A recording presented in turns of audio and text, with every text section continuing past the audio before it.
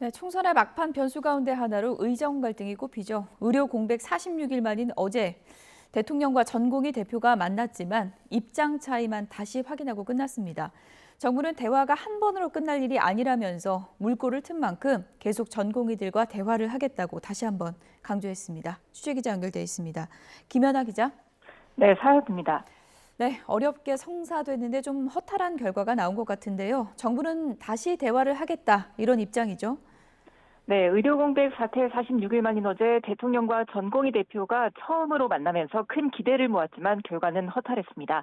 대통령실은 전공의 처우를 개선하고 의료개혁에 전공의 의견을 존중하겠다고 밝혔지만 전공의 협의회 박단 대표는 대한민국 의료에 내일이 없다며 부정적인 평가를 남겼습니다. 하지만 한덕수 국무총리는 오늘 아침 중대본 회의를 주재하면서 이번 대화가 끝이 아니라는 점을 분명히 했습니다.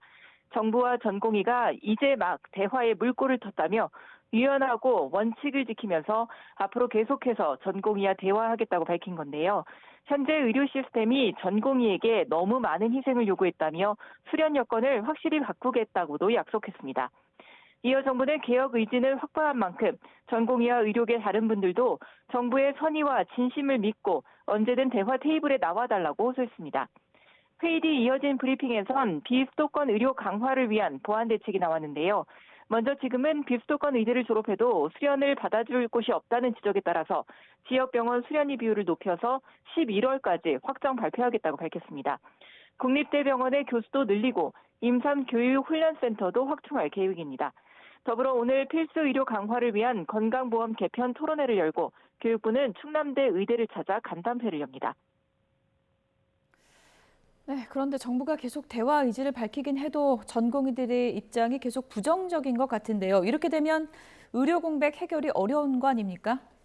네, 그렇습니다. 어렵게 살린 대화의 불씨지만 전공의 내부 상황이 워낙 좋지 않습니다.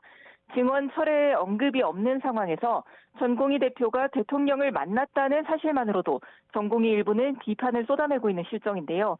이런 반발 때문에 앞서 전공의 비대위는 대화 시작 전 요구안이 받아들여지지 않으면 하던 대로 다시 누우면 끝이다라는 공지를 올려서 빈축을 사기도 했습니다. 다만 무조건적인 증원 백지화를 요구하는 강경파와 달리 정부와 계속 대화를 하면서 방법을 찾아야 하는 의견도 적지만은 않은 것으로 전해졌습니다. 이런 가운데 충북대병원은 오늘부터 매주 금요일 외래 진료를 축소합니다. 충남대 의대와 충남대병원, 세종 충남대병원 비대위도 진료 축소 확대를 논의하고 있는데 교육부가 오늘 충남대 의대를 방문해 총장과 의대 학장, 병원장과 의견을 나눌 예정입니다. 지금까지 사회부에서 YTN 김현아입니다.